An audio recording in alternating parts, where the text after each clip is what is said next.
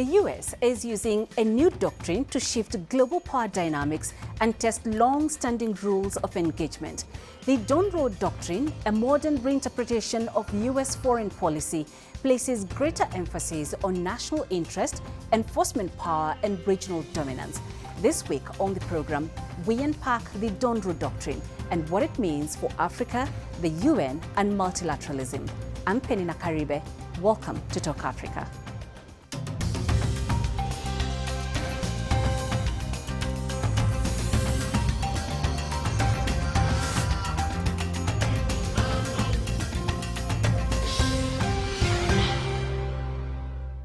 The idea behind the so-called Donroe Doctrine is not new.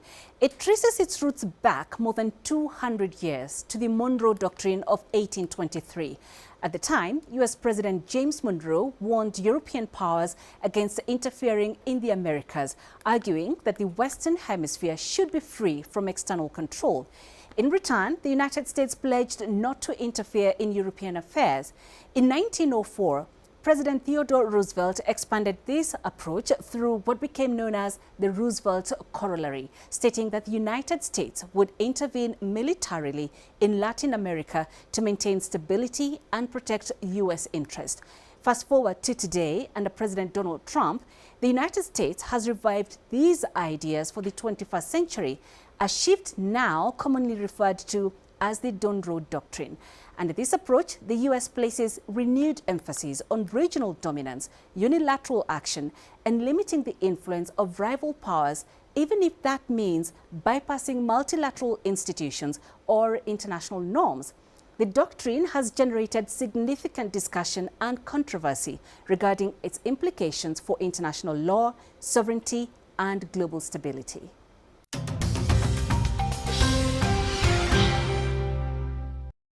To unpack what this means for Africa and the global system, I'm now joined by our panel of experts. Joining us from Cairo is Ambassador Motaz Ahmadine Khalil. He's a former Egyptian permanent representative to the United Nations. In Beijing, via Zoom, we have Mr. Aina Tangen, Fellow, Center for International Governance Innovation, CIGI. And from Jackson in California, we also have via Zoom Dr. James Armstead, retired professor at the U.S. Naval War College. A very warm welcome to you all, and thank you for joining us for this discussion. Dr. Armstead, I'll begin with you. In which ways does the Donroe Doctrine align with or differ from contemporary U.S. foreign policy? First, the policy you're referring to, the Duncan policy, this is really the Monroe Doctrine, rewritten, if you will, or written for a more modern sense by the Trump administration. The Western Hemisphere was undergoing a period of revolution. Countries were breaking away from Portugal, breaking away from Spain, and of course the United States had broken away 50 years earlier, 48 years earlier from the United Kingdom. The view of the United States as the predominant power in the hemisphere was that no further interference from colonial powers should be made with these colonies, former colonies, in the new hemisphere, in the Western Hemisphere. The Trump version of that, and it's enunciated fairly well in the national security document, which has been out now for several months. The new national security doctrine essentially recognizes American hegemony in the Western Hemisphere, which is a restatement, if you will, of the Monroe Doctrine. It also recognizes a focus on economic interests of the United States, and it certainly recognizes hegemony or certainly the aggrandizement of China and Russia in their respective spheres of influence. So this is an attempt in many ways to go back to the period of the great powers, the, if you will, from Chancellor Bismarck, realpolitik. If you have the power in the area, then you are the senior nation state. You can do what it is that you want, and other people will be in concert therewith. I think that gives you a short view, at least, of what I see as the Donroe Doctrine is at this point. Mr. Tengen, one of the goals of the Donroe Doctrine has so far been visible in Venezuela. What message does that send beyond Latin America, and why should Africa care about a doctrine focused on the Americas? Donald Trump's idea is quite different. He says that the U.S. has complete domination over the entire Northern Hemisphere. And that is quite different. And you can't just push that aside as some sort of subtlety. He's doing away with international law. And yes, he's going to realpolitik. But realpolitik, in this instance, represents the law of the jungle. It repudiates everything that the United States did post-World War II in setting up institutions that were supposed to protect against these very kinds of predations. So right now, why is Venezuela, of course, they were illegally ordered their president taken away. And that's a big thing. And why would Africa care or the rest of the world? It's because the United States has declared war on civilization. They're going to take anything that they can, including Greenland, by force if necessary, according to Donald Trump. They've had their eye on others. In terms of what that means for all of the countries of the world, it means you should be afraid. There are no stops. And if you think for one instant that if Donald Trump or his ilk were to gain control of the Western Hemisphere, that they would stop there, you're wrong. You know, that old saying goes, they came for my neighbor, I said nothing. They came for my friend, I said nothing. They came for me, and there was no one to say anything. And this is exactly what the world needs to stand up to. The only way you can stand up to a bully who does not respect the law is to have the countries come together in an overwhelming force, not to create another organization, a new UN. They could kick the US out, I could understand that. But they should come together and just simply say to Donald Trump, what you do with your people, if you want to put tariffs on them, that is fine. That is between you and your voters. But you will not put the rest of the world into some sort of sick colonial game where you pit us against each other for your favor. That is not the way it should work. And it's not human. It is not a way that's productive. It's not sustainable. Okay, so Ambassador Khalil, let's bring you in and let's say this doctrine signals a return to spheres of influence. What does that actually mean? And what does that shift mean for Africa? Well, I think that Africa is not on the top list of priorities of the American new strategy. It has only 3 paragraphs at the very end of its 30-something pages document, compared to the Western Hemisphere, which has 20-something paragraphs, or Western Europe, or even the Middle East, or India and Pacific, which does not augur well for Africa. The focus of the United States is into tapping the resources of Africa, especially energy resources and critical material supplies, and opening the markets of Africa. This and forgetting about any pretense of democracy or human rights promotion.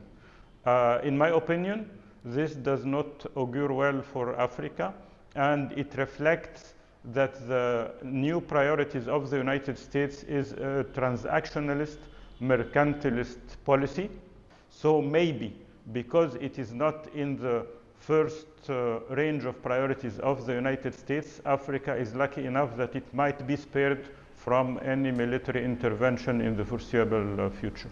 Well, Dr. Armstead, when we look at all that is happening here, does this create an either-or dilemma for African states, forcing them to choose between economic partnership and security alliances, especially considering the fact that the U.S. remains dominant in security cooperation? American foreign policy has been more or less the same, despite the administrational changes since the 1880s. Our interests were open and free trade, support democracies, and keep the sea lanes open. Those have been the basic tenets of American foreign policy since the 1880s. Now, there have been different focuses and thrusts and small changes along the way, but those are the 3 basic directions that American policy has gone in. Now, I think what you see with the new Trump national security doctrine are the political relationships, as the ambassador stated, are going to be principally based on economic relationships, not the other way around. In the past, that's been quite different. So we are seeing now, I think, a change in the way the rest of the world is viewed. As Mr. Chairman said, there's a interest in dominance in the Western Hemisphere, but in the rest of the world, there is a relaxing of our integration and our responsibilities. In fact, last week, the United States withdrew from 66 world organizations, which is absolutely terrible. Obviously, the invasion of any place is an act of war. That the basis of the international law is sovereignty, the protection of national security, starting with the initial protection and the sanctity of the political boundaries of a state, the territory of a state. And there are only two exceptions to this. That one can go to war if there is an attack. You have a right to self-defense, Article 51. And of course, if the UN there's a resolution from the Security Council for a forceful intervention based on some violation of international law. Other than that, we don't have an exception to territorial integrity. It's absolutely protected. If you don't see the world in terms of great power politics, you don't have a traditional position to play in that world from the Trump point of view, and that's very dangerous. We are going from a position of, in my view at least, of a world order, however poorly it was conducted, but we had an order, we had a set of rules. Most nations respected that. We're going to a position of utter chaos, and the African nations that are developing and are feeling their way around changes of relationships with other states and other places are going to have to look now at this chaos and try to determine where it is they want to go, who they think they can work with, and who can be trusted. That's going to be a difficult question. Okay. Mr. Tangen, I want to get your thoughts on that. For Africa feeling it's got to choose this way or the other. What we have is the U.S. trying to frame the world that it's either Russia, China, or the U.S. But China has not been pushing hegemony. Yes, they push trade. It's necessary. They have to import raw materials. They're very poor, about 100 in terms of raw materials per person. In terms of countries around the world, it's about the halfway mark. And then they like to add value to them and sell them. But in order to do that, they are looking at a situation where it is not a zero-sum game, but one in which the pie can be made bigger. How do you do that? Well, you downstream industries, especially labor-intensive ones, to other countries. You co-develop technology so that they're not going to be a have and have not, especially as we get into the digital world. So they have a different view. It's based on their civilization, which has seen empires come and go, and they decided that the only sustainable way of doing things is not to have hegemony, but to have cooperation. To have a global governance initiative which respects the sovereignty that my dear colleague has pointed to and that we need. You know, the problem here is simply the United States. I'm a U.S. citizen. I don't say that lightly. But, you know, as my colleague said, you know, the idea of America was to open the sea lanes, protect itself, and et cetera. But how does that apply to Mexico and Canada? There are no sea lanes there. These are neighbors, and yet we are beating on them as if they were our worst enemy. So yes, Africa should choose, and it should choose to be with other countries. It should be part of something called BRICS. It should be looking for solutions not to be given to them by former colonial masters, but like at COP30, when it became clear that neither Europe or America was willing to do anything substantive for the third world. It is time, if you want a better world, for countries to come together and make one. Okay. You cannot wait for others to do it. All right. So Ambassador Khalil, let me come to you. Africa holds around 30% of global mineral reserves and accounts for about 70% of global cobalt production, a resource central to energy transition and new technologies. So in the face of these global shifts, how can African countries use this resource advantage as leverage rather than becoming an arena for external pressure?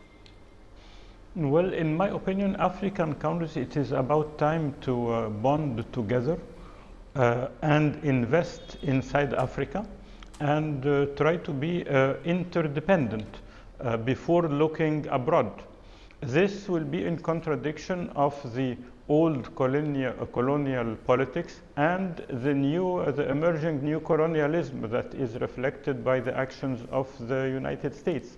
And here, if I can get back very quickly to this collapse of the international order as we knew it, in my opinion, I see that the United States, which was the dominant power of the old order, is in decline.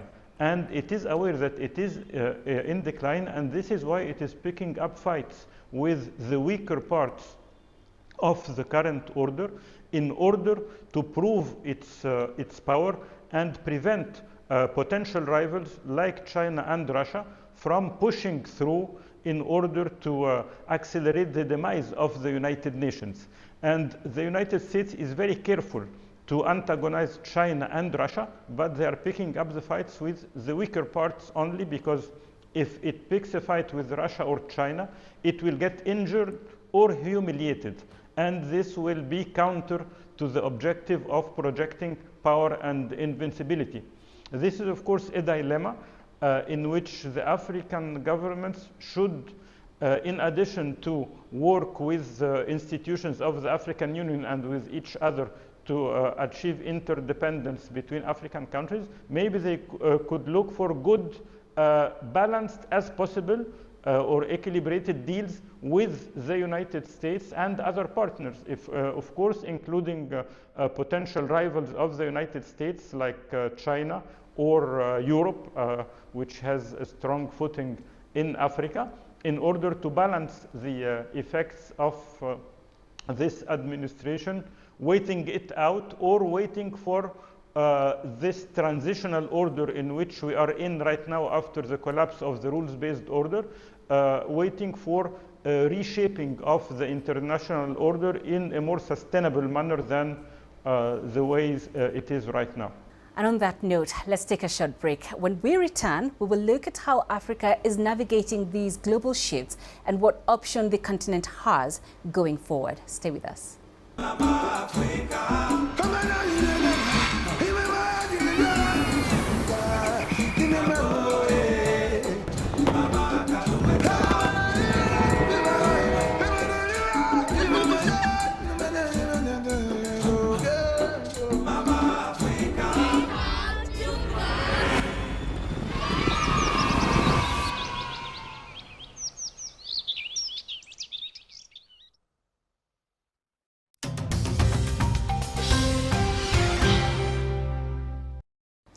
Welcome back to Talk Africa. Let's continue with our discussion. Still with me is Ambassador Mutaz Ahmadin Khalil, Mr. Einar Tangen, and Dr. James Armstead. Now, Ambassador Khalil, let's begin this part with you. The UN Charter is built on principles like sovereignty, non-interference, and collective security, while the Donroe Doctrine appears to prioritize national interest and enforcement power over collective roles. What does this shift mean for international law and the authority of the UN Charter? This is the collapse of international law and the collapse of the rules-based order from the part of the United States. In the rules-based order, every country, even if it did not respect international law, would pretend that it would respect international law, the principles of human rights and democracy, and accuse the others of ignoring them. But now, as we have read in the recent interview of President Trump with the New York Times, he said that he does not care about international law, and the only limit to his absolute power is his own morality. And here I do not think that we can count on that. This is very dangerous for the international system, very dangerous for Africa. I think that Africa is the continent that has more violent crises. We have a crisis in Sudan, we have insurrection in Libya, we have problems of terrorism in West Africa, in Nigeria, in the Horn of Africa, in Ethiopia. Why? Because until now, the American companies have not focused on investing in Africa, and they do not care as much about the stability of Africa. And again, there is a threat to the internationally recognized border. As we have seen, Somaliland has been recognized by Israel, who tried to entice the United States to recognize Somaliland, but thank God the mood of President Trump that day was not within the idea of recognizing Somaliland, but they are not doing enough effort to stabilize the problems. In Sudan even, yes, they condemned the actions of the Rapid Support Forces, but they have not by any means tried to prevent their actions. They are treating them at the same level of the way they are treating the government, which again is not leading to optimism regarding how to settle the conflict in Sudan. Mr. Tangen, when those principles are seen to be broken in practice, what are the consequences and who actually enforces accountability? Well, Panina, this is the problem with international law. Countries are sovereign. They can only live peacefully with each other if they have a consensus. And that was what was internationally recognized. That's why we have the UN and all of the entities that were part of that. There is no real ability to go in and declare war. Yes, there are exceptions where they can say, well, for these reasons, we are going, the UN is going to take an armed stance. But those are very, very slim things like genocide, etc. But the idea that you would have one big body declaring war on other countries is not really palatable. It goes against this idea of sovereign nations. Nations are supposed to be able to decide their own fate. Not, their rules and laws should not be written in the capital of another country. So there's very little that can be done except find solutions. And I pointed to one before where you have a collective body march down to the White House or just say internationally we have come together. In the US, you have to knock it off. But apart from that, there has to be more. And there are three things that I think people should be considering. One, I don't believe that the market is going to solve this, or that, we have lots of differences. We'll just come together and figure them out. These have been age old. What you need are new drivers, and some of them have to be economic. And by that, I mean, there are two very important ones. One, Africa's abilities, its resources should not be a curse. It should work with other countries in the global south who have similar minerals and form bourses, much like OPEC did with oil. If there are 4 countries that export 70% of all the coffee in the world, guess what? There are 4 companies that control the coffee trade. They're all based in the United States and in Europe. They don't grow beans, they simply exploit them, and they make tons more money than the poor farmers who get very, very little. So if they come together and they decide to have a bourse, they can reverse the flow of wealth that has been traveling its way to its former colonial masters and equalize it. They can then set aside money for development and to deal with climate change, as well as making sure that their farmers are paid a living wage and are rewarded for their efforts that start at the very beginning. The second is small and medium-sized enterprises. Africa doesn't have large, big companies that can go toe-to-toe with American and Chinese and Russian behemoths. They have small ones. So with the digital tools that are now available, small companies, medium-sized companies can advertise in markets across the world, find clients through social media. Then through the logistics system that has been set up since the Belt and Road Initiative was put in place, started being put in place 12 years ago, they can get it logistically to wherever it needs to go and efficiently and cheaply. And lastly, there are now digital payment platforms which allow them to actually get paid. This is business, small businesses, medium-sized business, the kind of businesses that Africa has. So these are things that can be done. These are the solutions, but they're not going to be brought to Africa by saviors from the colonial world, whether it's the United States with its financial colonialism or Europe with its physical colonialism. This is something Africa and other global South countries have to do for themselves. Okay, so as we come to the end of the show, my final question will be to all three of you. And in the interest of time, I request that we keep it brief. Now, how will Donroe Doctrine change the way countries deal with the United States? I mean, what should Africa's strategic response be to this changing global order? And Dr. Armstead, we'll begin with you. Well, first of all, I wouldn't rely too much on this Donroe Doctrine. I don't think this is going to last. This is not the focus of the entire country. This is one particular party. It's a minority party that happens to be in power right now.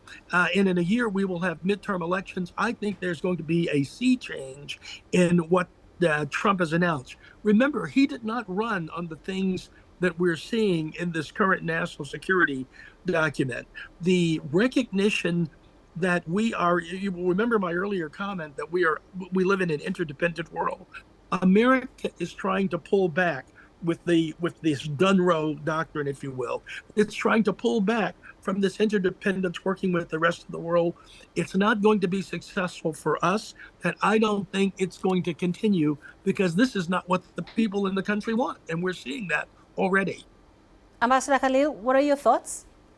Well, in my opinion, I agree totally with the professor that the Donroe Doctrine is not sustainable, but I would like just to add here that Africa, there is a missing element from what the two professors have said, and I totally agree with from the economic perspective, but the political perspective is extremely important.